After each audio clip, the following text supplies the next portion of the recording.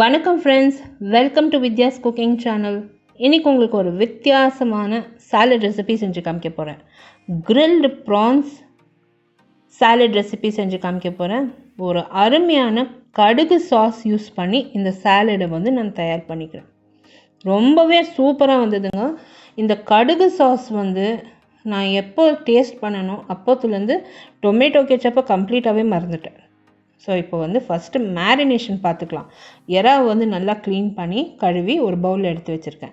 அதில் மிளகாய் தூள், மஞ்சள், மல்லித்தூள், இஞ்சி பூண்டு விழுது. அடுத்து அந்த மேஜிக் கடுகு சாஸ் என்னன்னு பார்த்தீங்கன்னா கசூந்தி சாஸ். இந்த கசூந்தி சாஸ் கடுகு சாஸ் ரொம்ப அருமையாக இருக்குது. 2 விதமான கடுகு போட்டு சாஸ் பண்ணியிருக்காங்க. அதில் மஞ்சள் கடுகுன்னு ஒன்று இருக்குது, நம்ம ரெகுலராக யூஸ் பண்ணுற அந்த ரெட்டு கடுகு.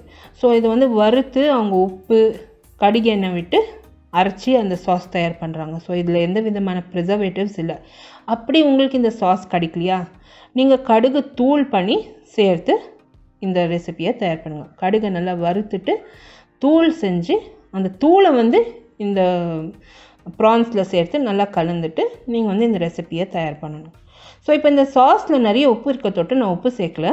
கொஞ்சமாக எண்ணெய் விட்டு இந்த சாஸை சேர்த்து ப்ரான்ஸில் கலந்து மூடி போட்டு 15 நிமிஷத்துக்கு ஊற விட்டுட்டேன். 15 நிமிஷத்துக்கு இந்த ப்ரான்ஸ் நல்லா ஊறினதும் இந்த பேம்பு ஸ்கியூவர்ஸ் நம்மளுக்கு மார்க்கெட்டில் ரொம்ப ஈஸியாக கிடைக்கிறது. அப்படி இல்லைன்னா மெட்டல் ஸ்கியூவர்ஸே வச்சுக்கோங்களேன். ஸ்கியூவர் இல்லைனாலும் பரவாயில்ல, நீங்கள் அப்படியே கூட பேனில் வறுத்துக்கலாம். இப்போ இந்த ஸ்கியூவர்ஸில் 4 பீஸ் ப்ரானை சேர்த்து ஒரு பக்கம் எடுத்து வச்சுக்கிறேன். இந்த மாதிரி நிறைய ஸ்கியூவர்ஸ் நான் ரெடி பண்ணிக்க போகிறேன். அதே டைமில் மிதமான தீயில் ஒரு பேனை காய வச்சுருக்கேன். இப்போ இந்த எறா ஊறுற நேரத்துக்கு காய்கறியும் நான் நறுக்கி எடுத்து வச்சுருக்கேன். எல்லாமே காமிக்கிறேன் உங்களுக்கு. ஆனால் காய்கறி நறுக்கி எடுத்து வச்சதில் அந்த எறா வெந்திருக்கு. ஏன்னாக்கா அப்போது எல்லாமே தயார் பண்ணிட்டேன் நான். நீங்கள் இதெல்லாம் முன்கூட்டியே நீங்கள் பண்ணிட்டீங்கன்னா உங்களுக்கு ஈஸியாக இருக்கும். ஸோ நான் எதுக்கு இது முன்கூட்டியே நான் உங்களுக்கு காமிக்கிறேன்னா, இந்த லெட்டஸ் கீரையை நீங்கள் மசாலாவில் கலந்து ஃப்ரிட்ஜில் எடுத்து வச்சிங்கன்னா அது இன்னும் சில்டாக ரொம்ப நல்லா இருக்குது. நான் இந்த லெட்டஸ் கீரையை ஆஞ்சி தண்ணியில் அலசி ஐஸ் தண்ணியில் சேர்த்து எடுத்து வச்சுருக்கேங்க. அதே மாதிரி வெங்காயத்தை தோலை உரித்து நல்லா கழுவி நீல வாக்கில் நல்லா நறுக்கி எடுத்து வச்சுருக்கேன். சிகப்பு, மஞ்சள், பச்சை குடமிளகாயை கழுவி விதைகளை நீக்கி கியூபுகளில் நறுக்கி எடுத்து வச்சுருக்கேன். எலுமிச்சை பழம் 1/4 பாகம் தேவைப்படும். 4லேருந்து 5 பச்சை மிளகாய் நீல வாக்கில் நறுக்கி எடுத்து வச்சுருக்கேன். இந்த எறா பார்த்திங்கன்னா ஏற்கனவே நான் வேக வச்சு எடுத்து வச்சுட்டேன். அதுதான் முன்கூட்டியே காமிச்சேன்னு சொன்னேன் உங்களுக்கு. ஸோ இப்போ கன்ஃபியூஸ் ஆகாதீங்க. இது நீங்கள் அப்புறம் பண்ண வேண்டியது. காய்கறியை நீங்கள் தயார் பண்ணி எடுத்து வச்சுக்கோங்க. எதுக்கு நான் சொல்கிறேன்னா, இந்த லெட்டஸ் கீரையை எடுத்து நீங்கள் ஃப்ரிட்ஜில் வச்சிங்கன்னா அது இன்னும் கொஞ்சம் கிறிஸ்பாக ரொம்ப நல்லா இருக்குது.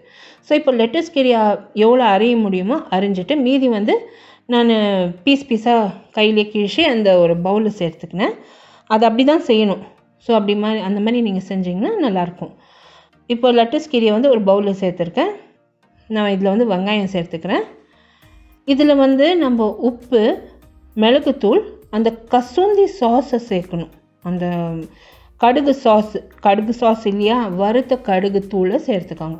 சேர்த்து நல்லா ஒரு முறை கலந்துட்டு இது ஃப்ரிட்ஜில் எடுத்து வச்சுடுங்க. அந்த எறா வேகிற நேரத்துக்கு இது நல்லா க்ரன்ச்சியாக ரொம்ப சூப்பராகிடும். அப்போ அந்த எறா சூடாக க்ரில் பண்ணது இந்த க்ரன்ச்சியாக சில்டு சாலட் சாப்பிட்றப்போ அது ஒரு மாதிரி நல்ல டேஸ்ட்டு. ஸோ ரொம்ப நல்லாயிருக்கும், அருமையாக இருக்கும். எல்லாருமே ட்ரை பண்ணுங்கள். இந்த ஐஸ்பர்க் லெட்டர்ஸ் எல்லாம் எங்கே வாங்கினேன்னு உங்களுக்கு டீட்டெயிலாக நான் டிஸ்கிரிப்ஷன் பாக்ஸில் கொடுக்குறேன். ஸோ இப்போ பார்த்தீங்கன்னா இந்த சாஸ் எல்லாம் சேர்த்துருக்கேன், உப்பு மிளகுத்தூள் சேர்த்துருக்கேன், கலந்து இது ஃப்ரிட்ஜில் எடுத்து வச்சிடுறேன். ஸோ இப்போ நல்லா சில் ஆச்சுன்னா க்ரன்ச்சியாக நல்லாயிருக்கும். இப்போ மிதமான தீயில் பேனை ஏற்கனவே காய வச்சுருக்கேன். காய வச்ச பேனில் 2 ஸ்பூன் அளவுக்கு எண்ணெய், சிறிய ஸ்பூன் அளவுக்கு எண்ணெய் சேர்த்துக்கிறேன்.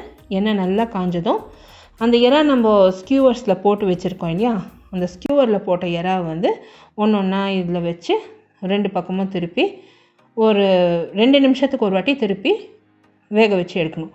எறாலேருந்து நிறைய தண்ணி விட்டு வரும். அது ஹை ஃப்ளேமில் வச்சுட்டு நல்லா வற்ற விட்டுடுங்க.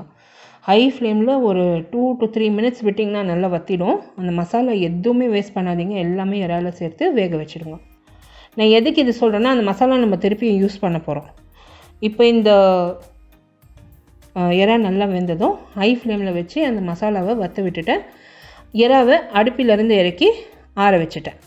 இப்போ இந்த பேனிலேருந்து அந்த மசாலா நிறைய நிற்கும், உங்களுக்கு அந்த எறாது மசாலா நிறைய இருக்கும். அந்த மசாலாவை நம்ம எதுவுமே வேஸ்ட் பண்ண போகிறதில்ல. ஸோ இப்போ வந்து அந்த எறா நல்லா வற்றி இருக்குது. ஸோ அந்த தண்ணி நல்லா விட்டு வந்திருக்கு. அதை ஹை ஃப்ளேமில் வச்சு வற்ற விட்டுட்டேன். நீங்கள் வந்து க்ரில் பேன்னா யூஸ் பண்ணலாம், அப்படி இல்லைன்னா நீங்கள் அவன் இருந்தால் அவனில் வைக்கலாம். க்ரில் பேன் இல்லையா, தேவையே இல்லை. நீங்கள் வந்து நம்ம வீட்டில் இருக்கிற அந்த இடுக்கி வச்சு அந்த பேம்பூ ஸ்கியூவரை பிடிச்சி நீங்கள் எறாவை அப்படியே கூட ஸ்டவ்வில் வச்சு காமிச்சு வறுத்து எடுக்கலாம். இப்போ இந்த மசாலா நிறைய மீந்திருக்கு. இந்த பேனில் எறாவை எடுத்து ஒரு தட்டில் வச்சுருக்கேன். நறுக்கி வச்சுருக்க குடமிளகாய், பச்சை மிளகாய் சேர்த்துருக்கேன். இதில் உப்பு, கொஞ்சமாக மிளகுத்தூள் சேர்த்து நல்லா கலந்து ஒரு பக்கம் எடுத்து வச்சிடுறேன். இப்போ க்ரில்லில் வந்து நான் ஸ்டவ்வில் வச்சு மிதமான தீயில காய வச்சுருக்கேன். ஏன்னா இப்போ எறாவை வந்து நான் க்ரில் பண்ண போகிறேன். எறா நல்லா ஆறி இருக்குது. ஆறின எறாவை வந்து நம்ம க்ரில் மேலே வச்சு சுட்டு எடுத்தோம்னா அது நல்லா அருமையாக சுட்டு வரும். ஸோ இப்போ பார்த்தீங்கன்னா கொஞ்சமாக எண்ணெய் பூசியிருக்கேன் அந்த க்ரில் மேலே, நிறைய எண்ணெய் பூசல. ஏன்னா அந்த எறா ஒட்டாமல் வரணும் இல்லையா, அதனால தான்.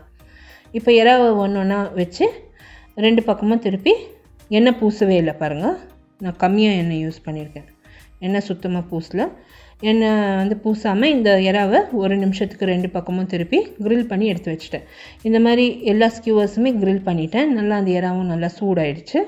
இப்போ எடுத்து வச்சுட்டேன். இப்போ வந்து நீங்கள் படப்படன்னு நீங்கள் அந்த குடமிளகாயை வதக்கி எடுக்கணும். வதக்கி எடுத்துகிட்டு அந்த ஃப்ரிட்ஜ்லேருந்து லெட்டஸ் கீரையை எடுத்து வச்சு நம்ம பரிமாறணும். ரொம்ப சூப்பராக இருக்கும், ரொம்பவே அருமையாக இருக்கும்.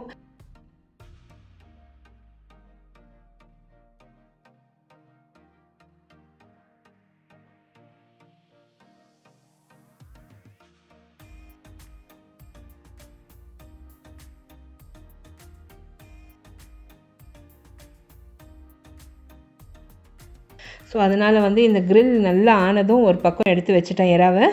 அந்த ஸ்டவ்வையும் தொடச்சி எடுத்துட்டேன். ஏன்னா அந்த மசாலா நிறைய ஒட்டியிருக்கு பாருங்கள், அது தீஞ்சு போன வாசனை வரும். ஸோ ஆன மட்டுக்கும் அந்த மசாலாவெல்லாம் தொடச்சி எடுத்துட்டேன்.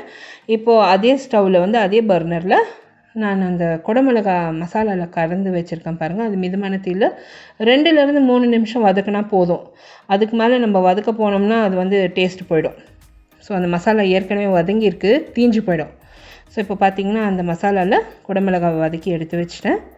இப்போ வந்து அந்த சாலடை ஒரு சாலட் பவுலில் வச்சுருக்கேன். அந்த ஐஸ்பர்க் லெட்டஸ் ரொம்ப க்ரன்ச்சியாக நல்லா இருந்தது. சாலட் பவுலில் வச்சுட்டு இப்போ நான் வதக்கின குடமிளகா வந்து ஐஸ்பர்க் லெட்டஸ் மேலே சேர்த்து அது மேலே வந்து நான் வறுத்துருக்க நான் க்ரில் செய்த எறா வச்சு நான் பரிமாற போகிறேன். ரொம்பவே அருமையான ரெசிபி. அந்த மசாலா சுத்தமாக வேஸ்ட் பண்ணாதீங்க. எல்லா மசாலாவும் அது தீஞ்சு போயிருந்தாலும் பரவாயில்ல, அந்த மசாலா மட்டும் வேஸ்ட் பண்ணாதீங்க. அந்த மசாலா அவ்வளோ டேஸ்ட்டாக இருக்கும். அது அத்தனையுமே சாலடில் சேர்த்துருங்க. சேர்த்து அந்த க்ரில் பண்ணி வச்சுருக்க ப்ரான்ஸை வந்து அந்த சாலட் மேலே வச்சு அருமையான கசூந்தி ப்ரான் சாலட் தயார்.